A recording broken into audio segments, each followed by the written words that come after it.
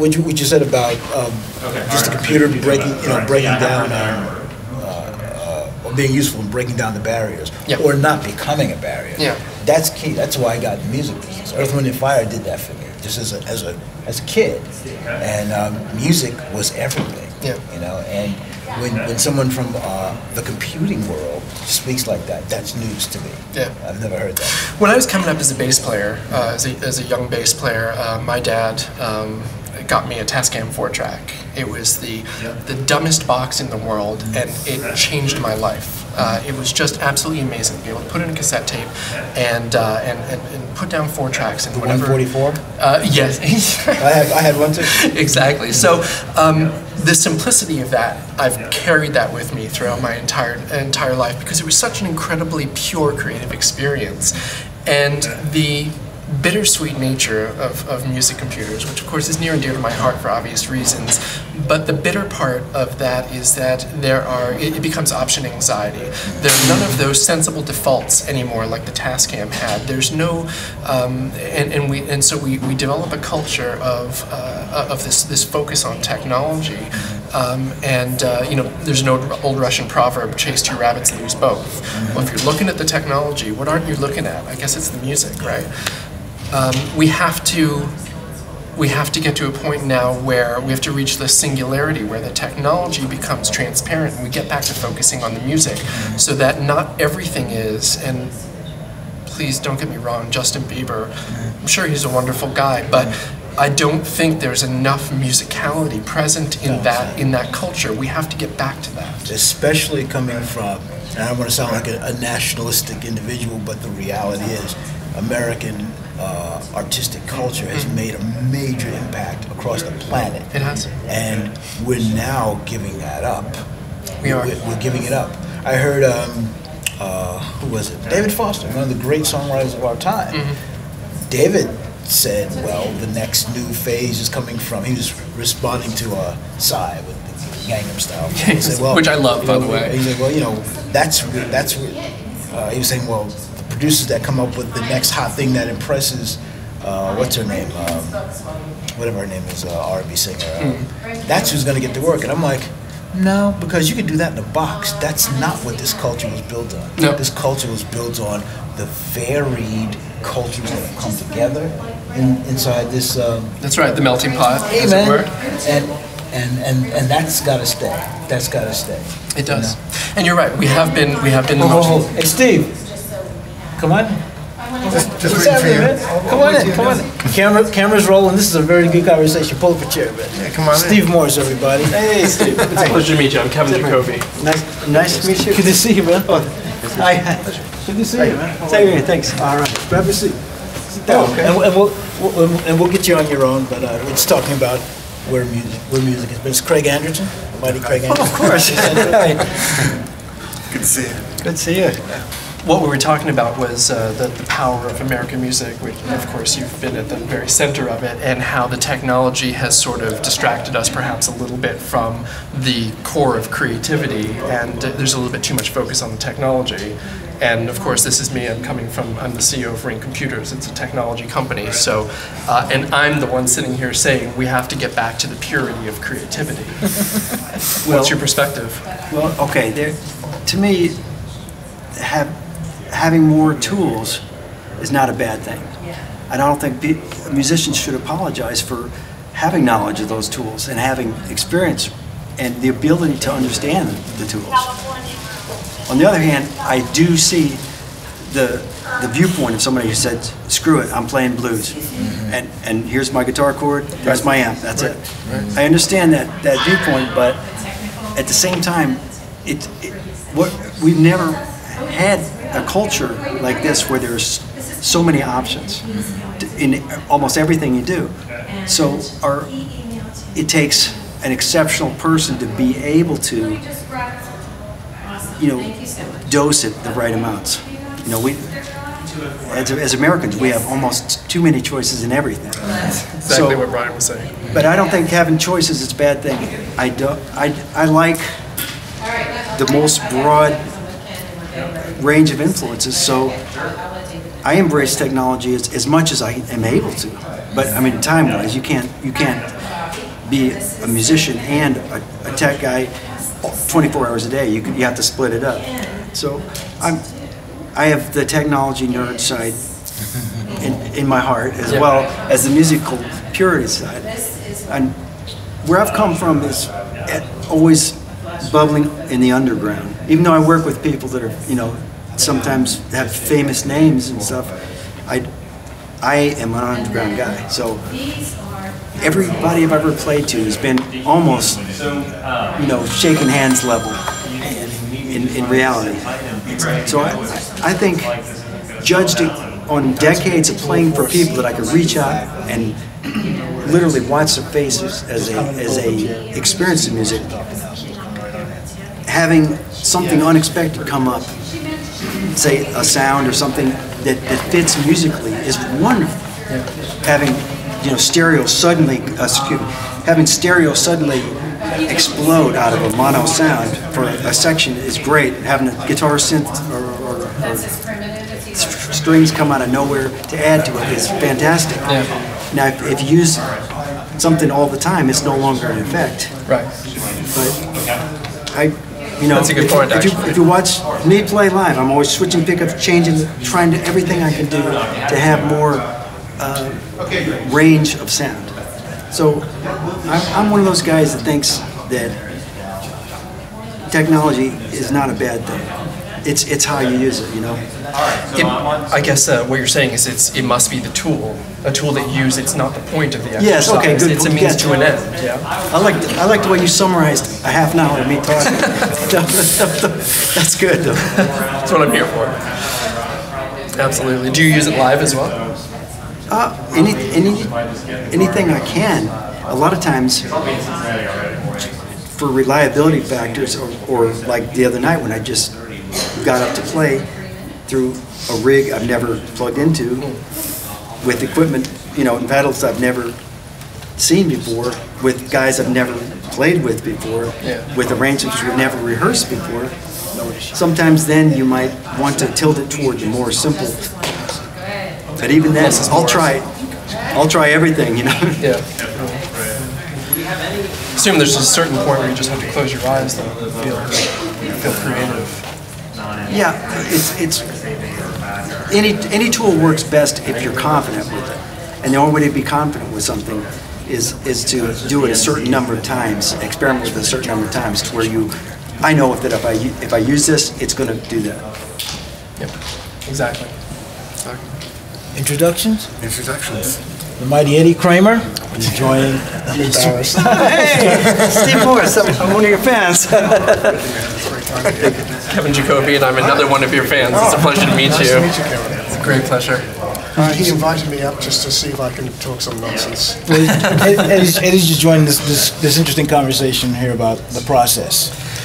So what we were talking about was the role of technology in creativity, and my point, and Steve obviously agreed, was that it must be a means to an end. It must be a tool, and but one must push past it and simply be creative.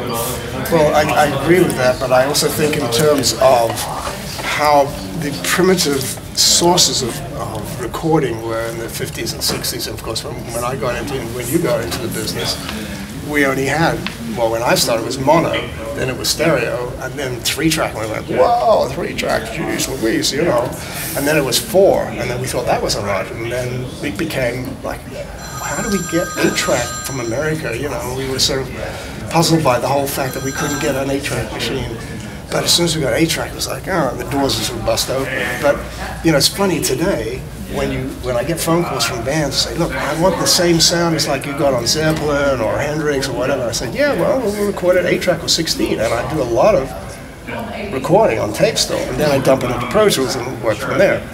But this whole thing about the industry and where it's at, there has been an awful lot of this horrible digital sort of, oh my God, put it on the grid, you know, fix every note, don't let any noise get in, and that spoils the whole pleasure of music. I mean, rock and roll is noise and dirt and hair. And perfection is the enemy. It really is. And you know, we fight to leave in all the mistakes. I mean, Listen to those great But records.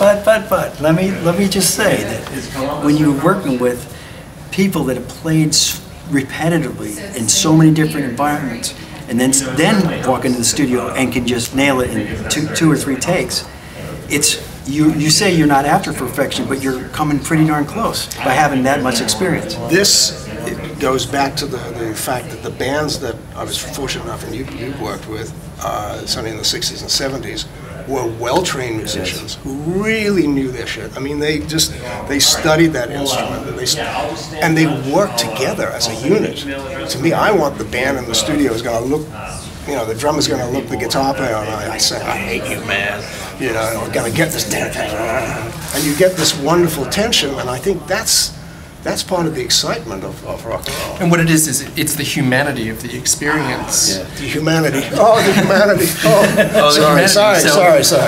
We were talking about Zeppelins, and that's where that came from. Exactly. Yeah. No, it's a fascinating business today because I think what I try to do anyway is to combine the best of the analog and best of the digital worlds and see how I can try to make it work seamlessly. And I think I've got it to a point where I'm pretty happy about it. What about you? Well, sorry, man.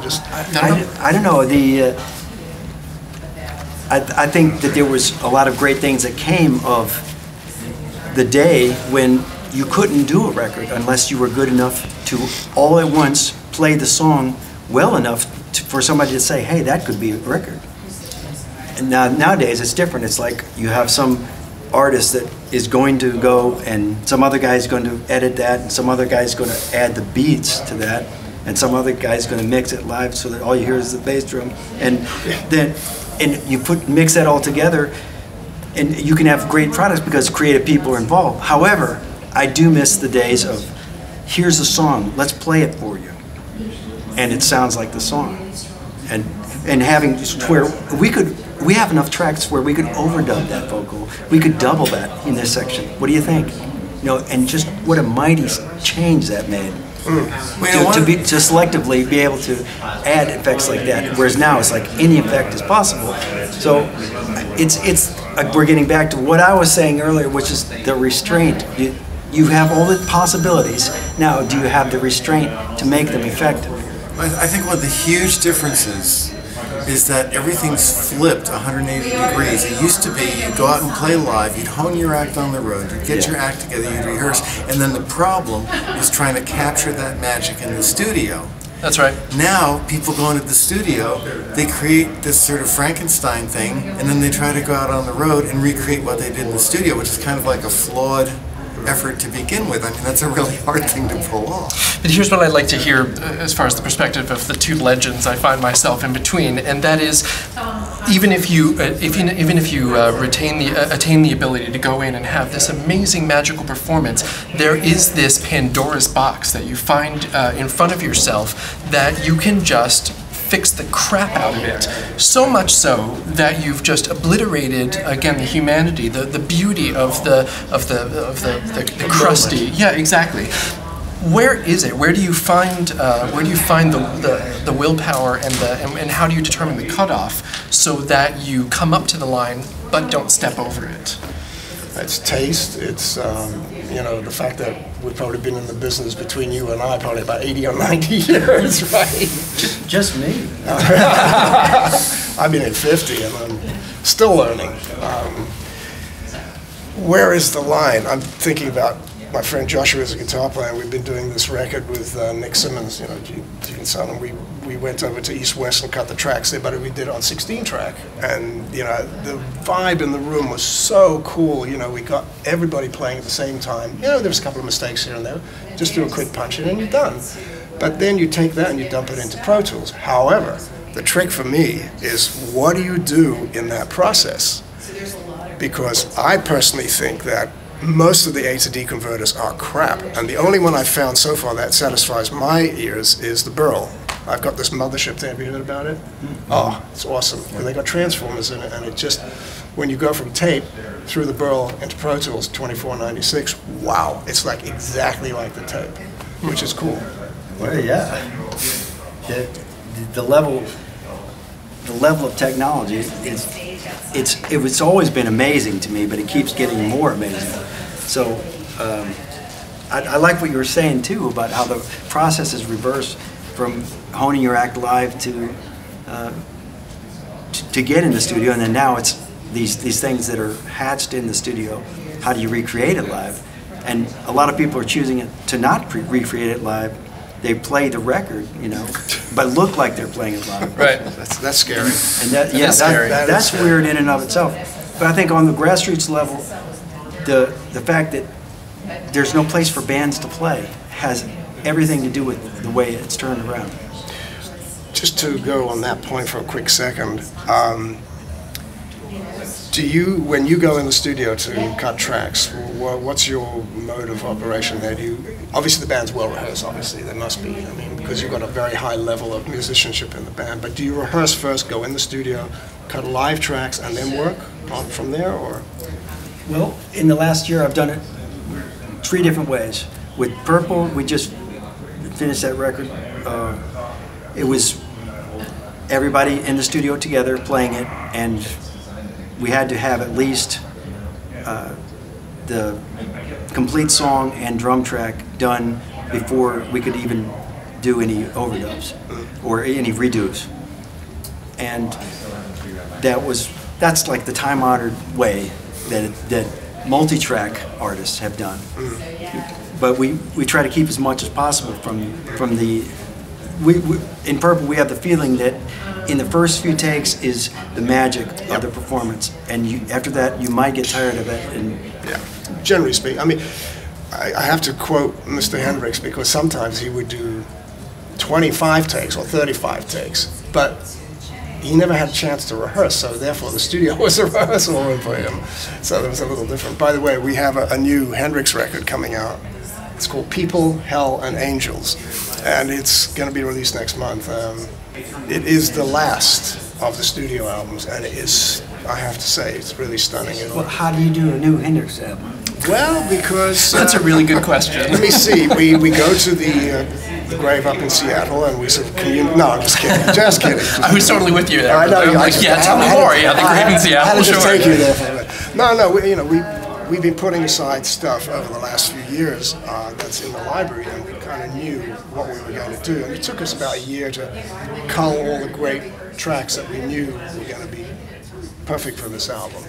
And it's 68 and 69, and the performances are fantastic. Like the lead single is called Somewhere.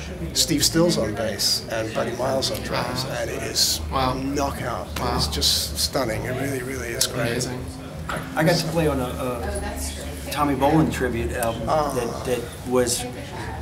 I was in the studio with Warren Haynes was playing and producing. So he said, Warren's sitting there next to me and said, "All right, man, play here. Now Tommy's gonna play something. I want you to answer him back." And so it was sort of like, we were going off. I was reacting to what he had played, decades before, but. He was a sweet guy. Yeah. I was very fortunate. I worked with him in the first band he was in, actually. Zephyr? Zephyr, yeah. Oh, one of my favorite albums. Yeah, Electric Lady Studios, yeah. I love that. Yeah. I mean, he was a great guitar player. Yes. It's a sad ending to his whole But Zephyr was, I think, perfect for him. Thank you. Yeah, that was just... It's a much unknown album. No, it's not. Oh, cool, thank you. That's one of my foundation. Oh, cool. Cornerstone. Yeah, and then he sort of took off and got him more into a jazz sort of thing. Yeah. And I think, didn't he play with the flute player? No, Ian, I can't remember his bloody name right now. Anyway, there you are, more stuff. Well, okay, we were talking about how you make it out. Doing it where you play in the studio is one way. The other is where you actually assemble a track, much like the way songwriters do. You assemble the track with fake things, and then give it to people, and then they take that and use it as a tempo map to recreate, to overdub real people on, and that can sound very convincing, depending on the level or the type of, and production has everything to do with how technology comes across. If you find something that works and you're brave enough to accept some imperfection there, it makes it sound. I don't know. I think you can take some digital stuff and tell somebody it was done on 8-track tape, and they'll believe you if you sell it. I mean, if you make it with humanity, like you were saying. Actually, I have a question too. For this, more for Eddie, but we're talking about the initial performance and the value of that. How do you feel about mixes? Are your like first few mixes the best, or are those the kind of things? That you No, it takes me a day to really get into the mix. I time myself out. It's the morning is setting up and making sure I've got everything kind of together, and then as it gets into the afternoon, I'm starting to create all the sounds, and then I'm usually done by about, I start at 10 and I'm done by 10. It's 12 hours, that's it. I don't do any more after that. I mean, you know, why torture your ears? I mean, quite frankly, if I can't get the mix in 7 or 8 hours, I'm in the wrong business, you know. I want to back up a second. Steve used an amazing word, bravery, and I wanted to get your take on it. What you said was, if you have the bravery to accept the bumps in the road, that's where the magic comes. Bravery is what it is it not? Yeah, I mean, just think of all the bands that we all love so much. I mean, Henrdrix and the Stones and Zeppelin, and they're way out there on that ledge. You know, it's dangerous stuff because is he going to make that fill? I mean, if it's Mitch, for instance, and he does this ridiculous fill, and you're going, gee, he's never going to make it down to the downbeat. Right. And he's there. And he's there. And then Jimmy would turn around and be laughing his ass off because, that was the magic. That was the danger. Or Jimmy's just ripping a solo, and I'm trying to figure out how to punch that in between the vocal track and the next thing that's coming. That's dangerous. That's the danger. I love that. Now, would that situation living on the edge of that? Would that situation come up today? Can you envision that? I mean, does that kind of shit still happen in the studio? Absolutely. Yeah. That's how I love to record. Yeah. I mean, ask this knucklehead. Right? Yes. Yes, sir. One thing we do need to do real quick, because I've got to do a signing in 15 minutes. Okay. So, I wanted to. How much time have you got?